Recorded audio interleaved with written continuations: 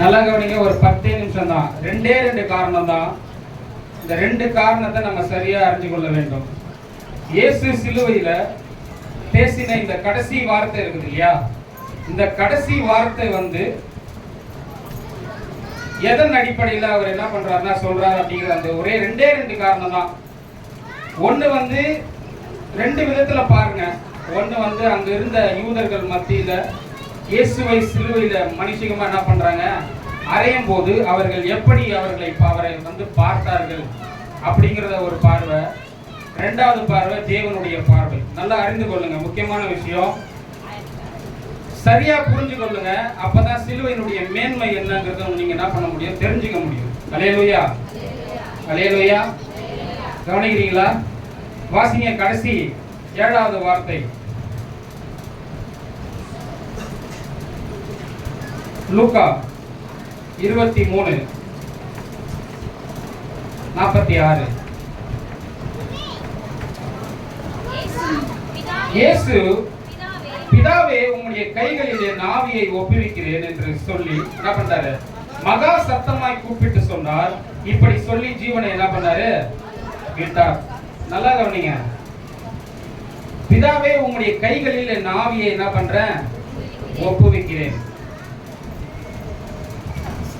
இயேசு இந்த பூமிக்கு வருவதற்கான காரணம் நல்லா புரிஞ்சுக்கணும்.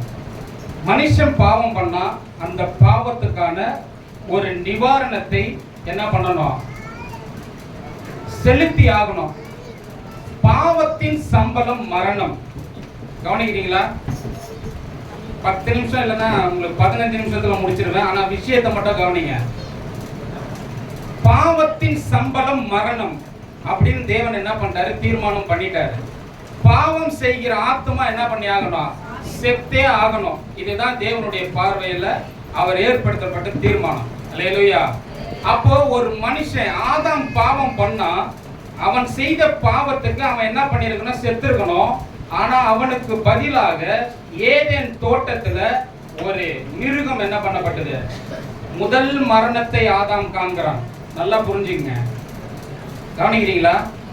அவன் அன்னைக்குதான் பார்க்கறான் மரணம்னா என்னங்கிறது. அன்னைக்குதான் அவன் பார்க்கறான். அவனுக்கு பதிலா தேவன் என்ன பண்றாரு, ஒரு மிருகத்தை அடித்து அதனுடையதான் என்ன பண்றாரு, ஆதாமுக்கும் ஏவாளுக்கும் கொடுத்துக்கிறார்.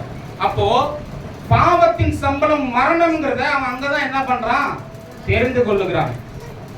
அப்போ பாவத்தின் சம்பளம் மரணம் அப்படின்னும் போது மனுஷர்களுடைய பாவத்துக்கான தண்டனையை அவர்கள் அனுபவிக்கணும்னு சொன்னா அவர்களை என்ன பண்ண முடியாது, ஒட்டுமொத்த பேரும் சாகணும். யாருக்குமே தன்னை என்ன பண்ண முடியாது, தேவனுக்கு முன்பதாக நிறுத்தி கொள்ளுவதற்கான தகுதி இல்லை.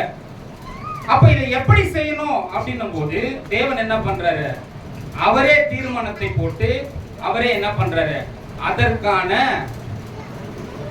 என்ன பண்றாரு, அந்த தீர்மானத்தை அவர் நிறைவேற்றுகிறார். அதுக்குதான் நீங்க 2ஆம் சங்கீதத்துல அந்த வசனத்தை வாசித்தீங்கன்னா உங்களுக்கு விளங்கும். தேவன் போட்ட தீர்மானம் 2ஆம் சங்கீதத்துல வாசிங்க. அது இல்ல, அதுலயே வாங்க, தீர்மானத்தின் விவரம் சொல்லுவேன் இருக்கும் பாருங்க.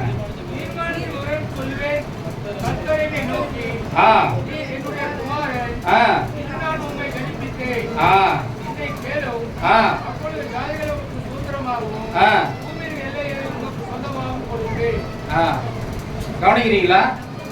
தீர்மானத்தின் விவரம் சொல்லுவேன்னு சொன்னா இயேசு என்ன பண்றாரு, 3 பேர் போட்ட தீர்மானம், பிதா குமாரன் பரிசுத்தாவி, இவங்க 3 பேர் போட்ட தீர்மானத்தின் விவரம் என்னன்னா, மனுஷன் பாவம் செய்வான், அவனுடைய பாவத்துக்காக பரிகாரமா யார் போகணும், இயேசு போகணும். அவர் சிலுவையை சுமந்து அவர் என்ன பண்ணணும், அந்த இடத்துல மரிக்கணும். அவர் மரித்து பரமேறின பிறகு பரிசுத்த ஆவியானவர் இன்னைக்கு ஒவ்வொருத்தருடைய இருதயத்திலும் இருந்து அவர் என்ன பண்ணணும், அதை உணர்த்தணும். இயேசு செய்திருக்கிற செயல்களை பரிசுத்த ஆவியானவர் நமக்குள்ள இருந்து நம்மளை வழி நடத்தணும். உனக்காக அவர் மரித்திருக்கிறார், உன்னுடைய பாவங்களுக்காக அவர் என்ன பண்ணியிருக்கிறாரு, சிலுவையை சுமந்திருக்கிறாருன்னு சொல்லிட்டு பரிசுத்த ஆவியானவர் நமக்கு உள்ள இருந்து இன்றைக்கு நம்மளை என்ன பண்றாரு, வழி நடத்தக்கூடியவராய் இருக்கிறார். அல்லேலூயா. கவனிக்கிறீங்களா? அப்போ இந்த லூக்கா 23:46 இன்னொரு முறை வாசிங்க. ஆவியை ஒப்புவிக்கிறேன் என்று மகா சத்தமாய் கூப்பிட்டு சொன்னார். அல்லேலூயா. இப்போ தீர்மானம் போட்டு அங்க என்ன பண்ணிருக்கிறாங்க, வந்திருக்கிறாங்க. அவர் எப்படி தேவன் சொன்ன பிரகாரமாக இந்த பூமியில வந்து ஒண்ணு கூட பாருங்க அவர் சுயமா செய்யவில்லை, எல்லாத்தையுமே அவருடைய சித்தத்தின்படி தான். அல்லேலூயா. கவனிக்கிறீங்களா? யாருடைய சித்தத்தின்படி? தேவனுடைய சித்தத்தின்படி, அவருடைய சித்தத்தின்படி தான் இந்த பூமியில எல்லா காரியத்தையும் அவர் செய்து கொண்டே இருந்தார். கவனிக்கிறீங்களா? அவர் சொல்லாம இவர் ஒரு காரியத்தையும் செய்யவில்லைன்னு அவரே நிறைய இடத்துல என்ன பண்ணிருக்கிறாரு, சொல்லி இருக்கிறாரு. அவர் சொன்னதை தான் இவர் என்ன பண்ணிருக்கிறாரு, நிறைவேற்றிருக்கிறார். அல்லேலூயா, அல்லேலூயா. இன்னொரு விஷயம், பிதாவே உம்முடைய கைகளில் என் ஆவியை ஒப்புவிக்கிறேன் அப்படின்னும் போது நல்லா புரிஞ்சுக்கணும். நிறைய பேர் என்ன நினைக்கிறாங்கன்னா, இயேசு என்ன பண்ணிட்டாரு, எல்லாரும் சிலுவையில் அறைந்து அவர் கொண்டுட்டாங்க அப்படின்னு நினைக்கிறாங்க. அப்படி கிடையாது. அவர் என்ன பண்ண முடியாது, யாராலையுமே கொல்ல முடியாது. அதை நீங்க, நமக்கு நேரம் இல்லை, இன்னும் நான் தெளிவா சொன்னா, நீங்க யோவான் 10 போய் நீங்க வாஸ்து பார்த்தீங்கன்னு சொன்னா அதற்கான விளக்கத்தை சொல்றாரு. என்ன சொல்றாருன்னு சொன்னா, என்னுடைய ஜீவனை என்ன பண்ண முடியும், யாராலையுமே எடுக்க முடியாது அப்படின்னு தெளிவா என்ன பண்றாங்க சொல்றாரு. ஆனா இங்க அவர் என்ன பண்றாரு, பிதாவே உம்முடைய கைகளில் என் ஆவியை ஒப்புவிக்கிறேன்னு சொன்னா, ஏன் அவர் அவரிடத்துல கொடுத்தாருன்னு சொன்னா, 3வது நாள் உயிரோடு கூட எழுப்ப போறது யார் தான், அவர் தான். ஏன்னா பிளான் அப்படிதான், திட்டம் அப்படிதான். அல்லேலூயா. கவனிக்கிறீங்களா? நான் வரணும், பாவத்தை சுமந்து மரிக்கணும். அப்படி பாவத்தை சுமக்கும் போது பிதாவுக்கும் இயேசுவுக்கும் இருக்கிற கனெக்ஷன் கட் ஆயிடும். அதனாலதான் அந்த இடத்துல என்ன பண்றாரு, என் தேவனே என் தேவனே ஏன் என்னை கைவிட்டேன்னு கத்துறாரு. கவனிக்கிறீங்களா? ஏன்? பாவத்தை நோக்கி கூட பார்க்காத சுத்த கண்ணனா அவர் இருக்கிறதுனால இப்ப இயேசு பாவமா அங்க தொங்கிட்டு இருக்காரு. பாவத்தை அவர் நோக்கி கூட பார்க்க மாட்டார். அதனாலதான் என்ன பண்றாரு, கண்டுக்காம திரும்பிட்டார் பிதா. அதனாலதான் இவர் என்ன பண்றாரு, என் தேவனே ஏன் என்னை கைவிட்டேன்னு கத்துறாரு. இப்போ அப்பேற்பட்ட அந்த தேவன் போட்ட அந்த திட்டத்தின் அடிப்படையில தான் இயேசு என்ன பண்றாரு, மரித்து எல்லா காரியங்களும் வேத வசனங்களின்படி தீர்க்கதரிசிகள் உரைத்ததின்படி இயேசு வந்து அதன்படிதான் என்ன பண்றாரு, வாழ்ந்து என்ன பண்றாரு, மரிக்கிறார். அது மட்டும் இல்லாம உங்களுக்கு வந்து ஆதியாகமத்துல விஷயத்துல பாத்தீங்கன்னா சொன்னா, இவங்க பாவம் செய்த உடனே அங்கேயே மீட்புக்கான திட்டத்தை அங்கேயே அறிவிச்சிட்டாரு. என்ன சொல்றாரு, என்ன பண்ண போறாரு, ஒருத்தர் வருவாரு, அவர் என்ன பண்ண போறாரு, சிலுவையில நீ என்ன பண்ணுவ, அவர் உன் தலையை நசுக்குவார், நீ என்ன பண்ணுவ, அவருடைய குதிங்காலை நசுக்குவாய் அப்படின்னு. அல்லேலூயா. மீட்பின் திட்டத்தை பிதாவானவர் அங்கேயே சொல்லிட்டாரு. தீர்க்கதரிசிகள் மூலமா நிறைய இடத்துல என்ன பண்ணிக்கிட்டே இருக்கிறாரு, ஒவ்வொன்னா சொல்லிக்கிட்டே வராரு. கடைசியா வந்து என்ன பண்றாரு, அவர் அதன்படி செய்து முடிக்கிறார். அல்லேலூயா, அல்லேலூயா. பிதாவே உம்முடைய கைகளில் என் ஆவியை ஒப்படைக்கிறேன் என்று மகா சத்தமாய் கூப்பிட்டு சொன்னார். இப்படி சொல்லி ஜீவனை விட்டார். இவர்தான் கொடுக்கிறாரு ஜீவனை, இவர்தான் ஒப்பு கொடுக்கிறாரு ஜீவனை. அல்லேலூயா. வேற யாராலையும் என்ன பண்ண முடியாது, எடுக்க முடியாது. அல்லேலூயா, அல்லேலூயா. இவர் வந்து பாத்தீங்கன்னு சொன்னா, வந்த நாள்ல இருந்து, இவர் ஞானஸ்தானம் பெற்று ஊழியத்துக்கு வந்த நாள்ல இருந்து இவருடைய ஊழியத்தை நீங்க கவனிச்சு பாத்தீங்கன்னு சொன்னா, நானும் பிதாவும் ஒன்றா இருக்கிறோம் நிறைய இடத்துல சொல்றாரு. கவனிக்கிறீங்களா? ஆனா என்ன பண்ணல, ஒருத்தன் கூட மதிக்க மாட்டான், ஒருத்தன் கூட ஏத்துக்கவே மாட்டேங்கிறான். நீ எப்படி யாராவது ஒருத்தரை சுகப்படுத்தினா நீ எப்படி சுகப்படுத்த முடியும், எந்த அதிகாரத்துல நீ சுகப்படுத்தின அப்படின்னு சொல்லி என்ன பண்றாங்க யூதர்கள், ஏத்துக்கவே இல்லை. இன்னொரு விஷயம் தெரியுமா, இயேசுவை இந்த உலக பிரமாணமா அவரை வந்து கொலை செஞ்சதுக்கான முக்கிய ரீசன் என்ன சொல்லுங்க பார்க்கலாம். பைபிள்ல இருக்கு, ஒரே ஒரு வசனம் தான். என்ன வசனம்? தேவனை, சரி வாசிங்க, யோவான் 5:17 வாசிங்க, அப்பதான் உங்களுக்கு விளங்கும். யோவான் 5:17. இயேசுவை கொலை செய்ததற்கான காரணம்,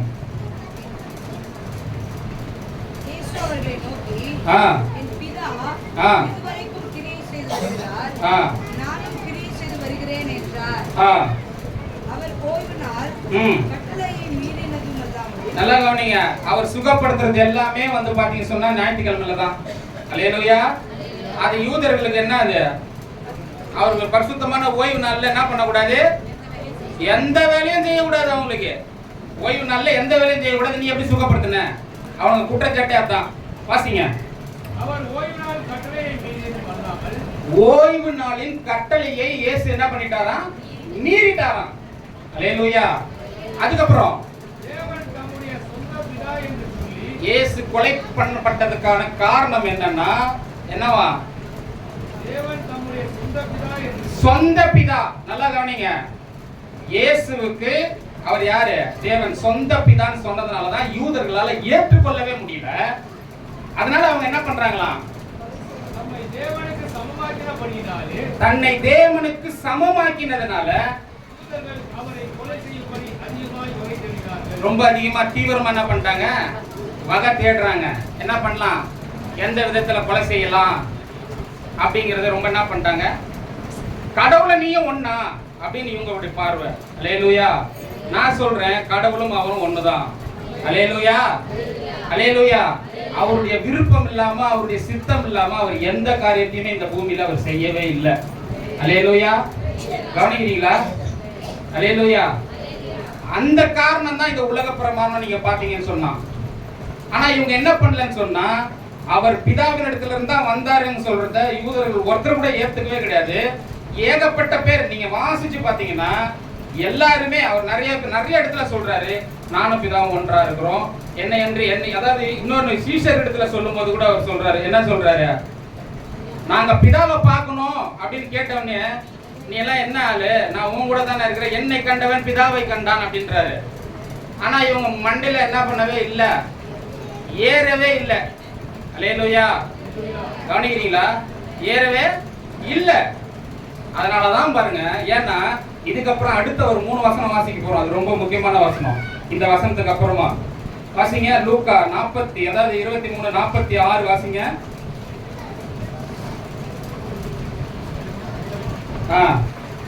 இயேசு, பிதாவே, உம்முடைய கைகளில் என் ஆவியை ஒப்புவிக்கிறேன் என்று மகா சத்தமாய் கூப்பிட்டு சொன்னார்.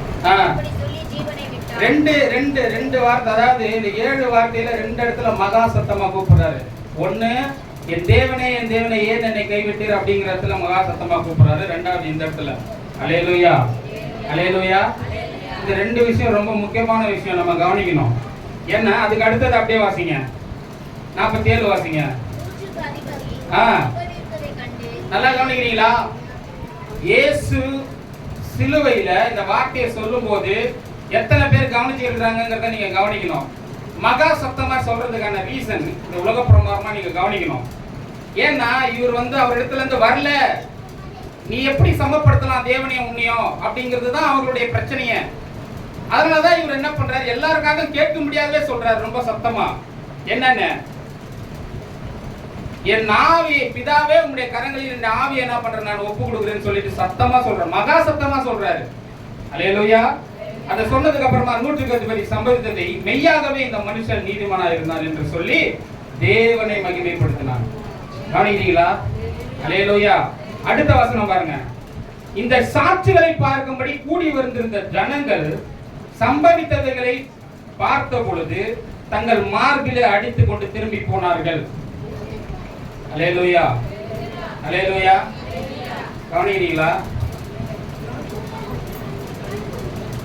விலக்கி சொல்ல போனா ரொம்ப அழகா சொல்லிட்டு போலாம். சில காரணங்கள், சில இழப்புகள் இருக்கும்போது மார்பில் அடிச்சுட்டு அழுவாங்க. எதனால? சுத்தமா சாகிறதுக்கு தகுதியே இல்லாதவன் செத்தானா கண்ணுல இருந்து தண்ணி கூட வராது. எத்தனை பேருக்கு தெரியும்? அல்லேலூயா. தகுதியே இல்லாத ஆளு செத்தாங்கன்னா வீட்டுல சம்பந்தப்பட்ட ஆளுக்கு கண்ணுல தண்ணியே வராது. ஏன்? இருக்கிறத விட போய் சேர்றதே நல்லதுன்ற ஒரு மனப்பான்மைக்கு வந்துருவாங்க. ஆனா இங்க என்ன நடக்குது? அவர்கள் என்ன பண்ணிட்டாங்களாம்? இந்த சாட்சிகளை பார்க்கும்படி கூடி வந்திருந்த ஜனங்கள் எல்லோரும் சம்பவித்தவைகளை பார்த்த பொழுது தங்கள் மார்பில் அடித்துக் கொண்டு திரும்பி போனார்கள். அல்லேலூயா. அடுத்த வசனம் வாசிங்க. அவருக்கு அறிமுகமானவர்கள் எல்லோரும் நிலையில இருந்து அவருக்கு பின் சென்று வந்த ஸ்திரீகளும் தூரத்திலே நின்று இவைகளை பார்த்து கொண்டிருந்தார்கள். அல்லேலூயா. அல்லேலூயா. அவர்களை போலதான் இன்னைக்கு நம்மளும் வந்திருக்கிறோம். இன்னைக்கு ஏதாவது ஒரு வார்த்தை அவரிடத்துல இருந்து நமக்கு கிடைக்குமா? இந்த குட் ஃப்ரைடேன்னு சொல்றாங்கல்ல, இதனால நமக்கு என்ன பலன்? அல்லேலூயா. இதனால நம்ம என்ன நடந்திருக்குது. அல்லேலூயா. அப்படின்னு அநேகர் அவர்களை போல தான் இன்னைக்கு நம்மளும் வந்திருக்கிறோம். பதில் ஒன்னே ஒண்ணுதான். என்னது? என்ன பதில்? தகுதியற்ற எனக்காக அவர் என்ன பண்ணாரு? மரித்திருக்கிறார். அல்லேலூயா. என்னை தகுதிப்படுத்தினவரே அவர்தான். அல்லேலூயா. அதனாலதான் பாருங்க இந்த நாளை கொண்டாடணும். அல்லேலூயா. அல்லேலூயா. நிறைய வசனங்கள் இருக்கு, ஆனா பேசுவதற்கு நேரம் இல்லை. அல்லேலூயா. அதனால ரொம்ப சுருக்கமா சொல்றேன். எல்லாமே பிளான் பண்ணி தான் என்ன பண்றாரு இயேசு இந்த பூமிக்கு வந்திருக்கிறாரு. ஒரு விஷயம், இன்னைக்கு நீங்களும் நானும் அவருடைய பிள்ளைகளா இங்க இருக்கிறோம்னு சொன்னா உங்க கிரியையோ என்னுடைய கிரியையோ கிடையாது. நல்லா தெரிஞ்சுக்கணும். அல்லேலூயா. அல்லேலூயா. நான் நீதிமான் அப்படிங்கிற அடிப்படையில் இங்க வந்து நிக்கவே முடியாது. ஏன்னா ஒட்டுமொத்த மனு வர்க்கமும் பாவம் செய்து தேவ மகிமை அற்றவர்களாக என்ன பண்ணிட்டோம் ஆயிட்டோம். கவனிக்கிறீங்களா? இப்போ அவங்களை மீட்டுக் கொள்வதற்கான சக்தி கிடையாது.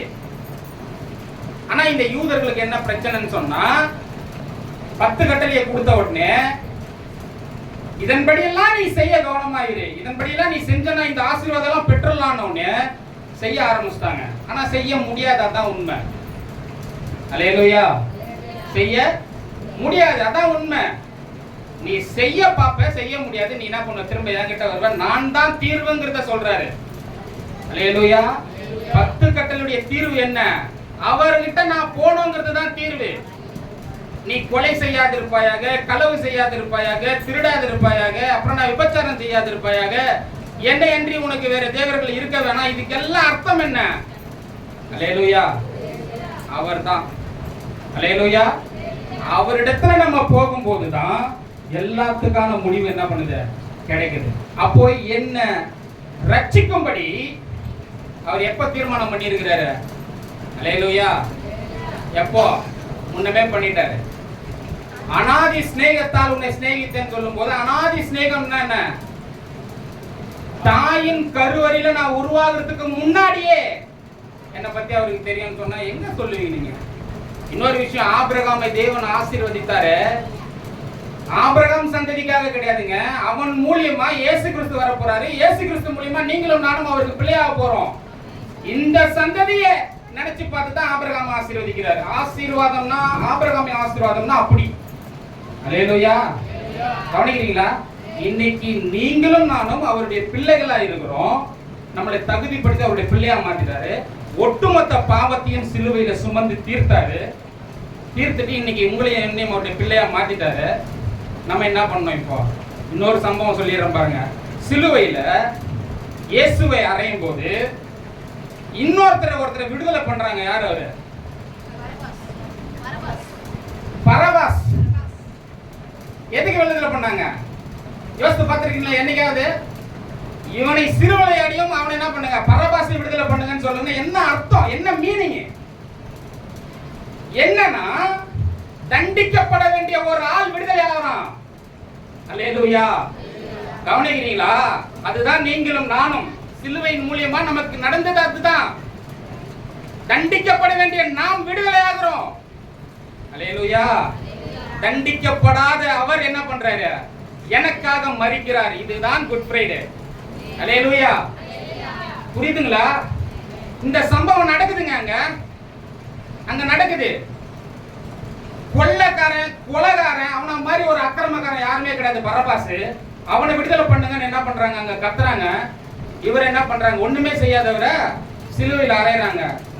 ஆனா நடந்தது அதுதான். சிலுவையில என்ன நடந்தது? உங்களையும் என்னையும் பதிலாக நாம விடுதலையாக்கப்பட்டு என்ன பண்ணப்பட்டிருக்கிறோம்? இன்னைக்கு அவருடைய பிள்ளையாக்கப்பட்டிருக்கிறோம். எனக்கு பதிலா அவர் மரித்திருக்கிறார். அல்லேலூயா. இதுதான் குட் ஃப்ரைடே. நல்லா யோசிங்க. கர்த்தருடைய வார்த்தை இருதயத்துல வேலை செய்யணும்னு என்ன பண்ணுங்க? இதை தியானம் பண்ணுங்க. கர்த்தர் உங்களை ஆசீர்வதிப்பாராக. God bless you.